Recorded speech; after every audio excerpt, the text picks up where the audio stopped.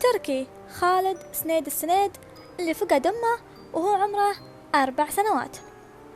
بدت القصة يوم سافرت أمه مصر القاهرة علشان تزور أهلها، ولكن أبوه انفصل عنها هناك ورجع المملكة العربية السعودية مع ولده الصغير بدون أمه.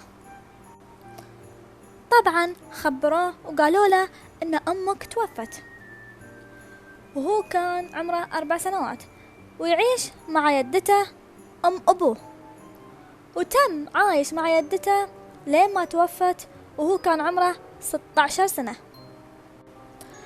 بعد ما توفت يدته أم أبوه وهو كان عمره 16 سنة راح وانتقل عشان يعيش مع واحدة من قريباته المسنات. بعدها تزوج وهو عمره 28 سنة، لكن طول هالفترة كان يدور على أمه وراح السفارة المصرية في الرياض لكن بدون أي فايدة. وقال تركي السنيد إنه سافر بعدها مصر عشان يدور على أمه، وتوجه للسفارة السعودية اللي بالقاهرة وعطاهم جميع الأوراق الخاصة بملف أمه، وبعدها تم التواصل مع الجهات المعنية المصرية اللي دورت في أكثر عن ملف عن الأم المفقودة. وبعد طول صبره وبعد اجتهاد السفارة على أنهم يدورون على أمه المفقودة، وأخيرا حصلوا على الأم وتواصلوا معها السفارة السعودية وخبروها عن ولدها، وكانت الأم في حالة من الفرح والدهشة بعد ما عرفت خبر ولدها اللي حال بينها وبينه أعوام عديدة.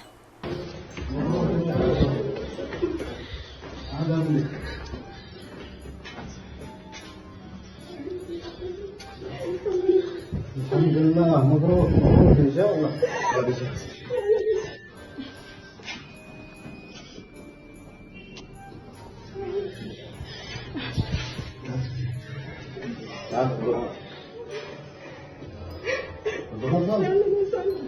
ما شاء الله ما شاء الله، مبروك مبروك ان شاء الله.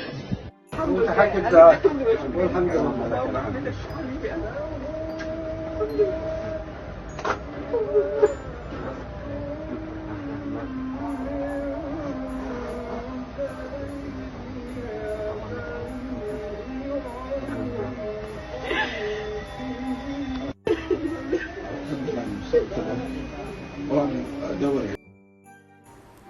وعبر تركي السنيد عن شكره وتقديره للسفارة السعودية في القاهرة وعلى رأسها السفير أسامة نقلي، مثمنا اهتمام رئيس شؤون الرعاية محمد البريكي ونائب رئيس السعوديين بالسفارة محمد السبيعي، ومتابعة رئيس الشؤون القانونية المستشار مجدي محفوظ وكل العاملين بالسفارة، فضلا عن الجهات المعنية في مصر اللي أسهمت بلقاء والدته بعد فراق 32 عاما.